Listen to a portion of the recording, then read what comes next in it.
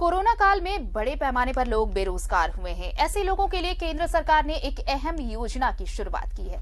इसका नाम आत्मनिर्भर भारत रोजगार योजना है। आत्मनिर्भर भारत रोजगार योजना के तहत उन लोगों को भविष्य निधि यानी ईपीएफओ में जोड़ा जाएगा जो अब तक रजिस्टर्ड नहीं थे। इस योजना के तहत ईपीएफओ से जुड़े कर्मचारियों को भविष्य निधि यानी प्रोविडेंट फंड में 2 साल तक पूरा 24% हिस्सा सरकार देगी। हालांकि योजना का लाभ लेने के लिए जरूरी है कि कर्मचारी की मासिक आय यानी कि सैलरी कम से कम 15,000 रुपए या उससे कम हो।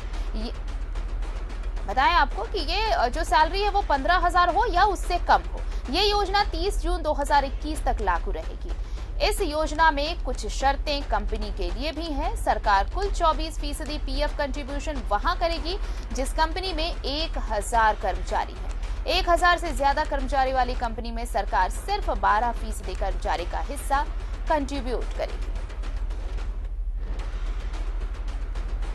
और ज्यादा जानकारी के साथ जुड़ रहे हमारे सहयोगी ऋषिकेश दिल्ली से, उनका रुख कर लेते हैं। ऋषिकेश, देखिए, ये आत्मनिर्भर भारत योजना के तहत एक नई स्कीम कही जा सकती है ताकि जो कंपनी से जुड़े जो एम्प्लॉय हैं, जो छोटी छोटी कंपनियां हैं, वहां पर जो एम्प्लॉय हैं उनके भविष्य का संरक्षण हो सके। इसलिए ये कंट्रीब्यूशन ईपीएफओ के जरिए सरकार करने जा रही है। लेकिन इसके लिए भी तो बहुत सारी शर्तें हैं और जो छोटी कंपनियां हैं शायद उनके लिए ये जो 1,000 कर्मचारी का पैमाना तय किया गया है या फिर 15,000 मासिक सैलरी की जो बात कही गई है, थोड़ी थोड़ी शर्तें कहीं अड़चन तो नहीं?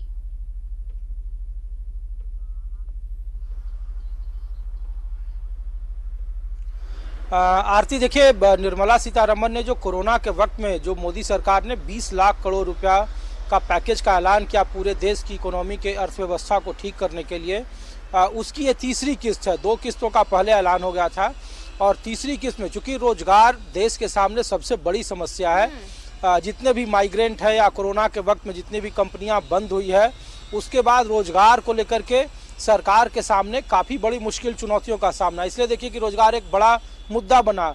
अभी हाल के दिनों में बिहार में विधानसभा चुनाव हुए, वहाँ रोजगार 10 लाख नौकरी को लेकर देखिए कितना एनडीए को मशक्कत करना पड़ा जीत के लिए। उत्तर प्रदेश का कमोबेश यही आलम है।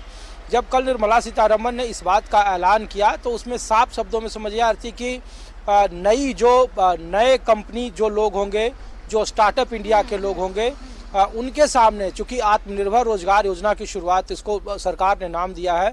इसका मतलब यह है कि अगर आप कोई रोजगार जनरेट करते हैं तो जो ईपीएफ का फंड होता है, जो पीएफ का, वो पहले आमतौर पर आधा जो 50% है वो एम्प्लॉय के सैलरी से काटा जाता था और 50% उसमें सरकार देती थी।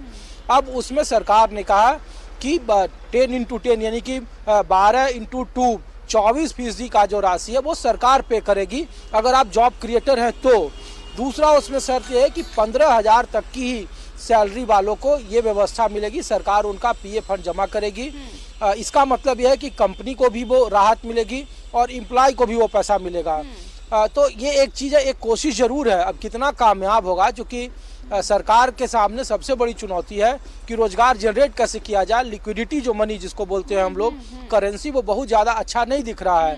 तो एक चीज़ें तो ये है कि सरकार की तरफ से कोशिश की गई है। दूसरा देखिए कि ठीक उसी वक्त से 4 घंटा पहले भारतीय रिजर्व बैंक ने अपना मासिक बुलेटिन जारी किया।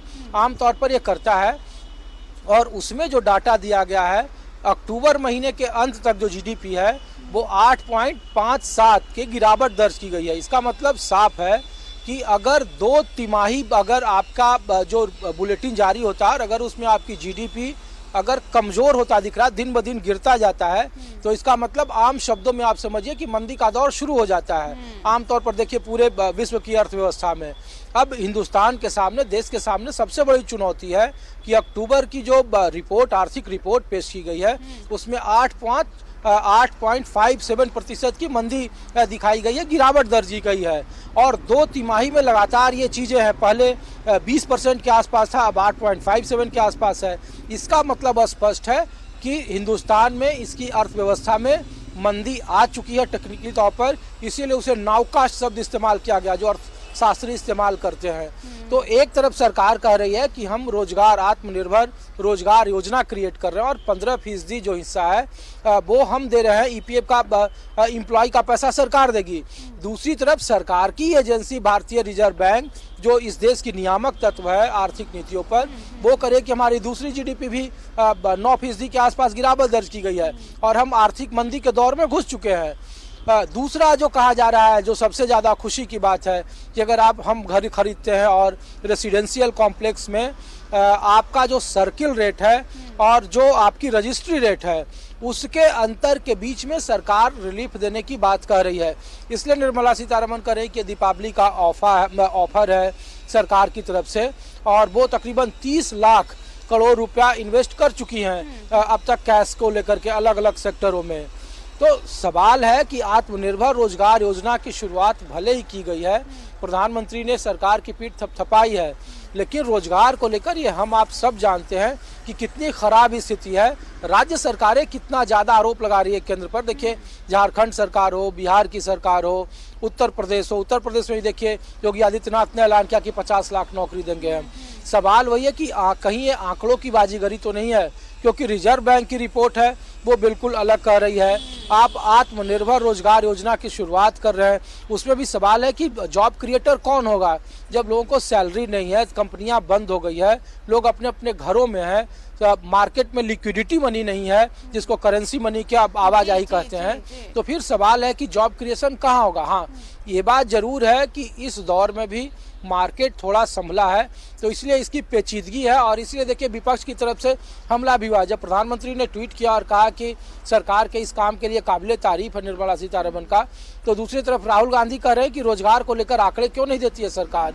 वामपंथी कह रहे हैं कि उनकी जो आर्थिक विचारधारा और बार बार वो कह रहे हैं कि बिहार में रोजगार के मसले पर वो क्यों चुनाव हारते हुए दिख रहे हैं, उनके सत्ताधारी दल के कितने सारे मंत्री क्यों चुनाव हार रहे हैं। तो ये बड़ा सवाल है, लेकिन सरकार ने चूंकि जो 20 लाख करोड़ के पैकेज का ऐलान किया था, साधारण उसकी शब्दों में हम किस्त है। समझना चाहें और अपने दर्शकों को अगर हम ये समझाएं कि भले ही सरकार ने ये पहल जरूर की हो कि आत्मनिर्भर रोजगार योजना के तहत ये स्कीम भले लेकर आई हो, लेकिन कहीं ऐसा ना हो कि आने वाले दिनों में बस ये सिर्फ आंकड़ों की बाजीगरी नजर आए, पेपर वर्क जिसे कहा जाता है सिर्फ वो ही नजर आए, धरातल पर कुछ ना दिखे। धरातल पर दिखे इसके लिए वाकई कुछ करने की जरूरत होगी, न सिर्फ केंद्र सरकार को बल्कि राज्य सरकारों को भी। बहुत बहुत शुक्रिया ऋषिकेश आपका हमारे साथ जुड़ने के लिए और तमाम जानकारी के लिए। तो आत्मनिर्भर भारत रोजगार योजना के तहत सरकार स्कीम लेकर आई है, रोजगार से लोगों को जोड़ा जाएगा, मार्केट लिक्विडिटी बढ़ेगी, लेकिन इन सब के लिए बहुत जरूरी होगा कि ये तमाम चीजें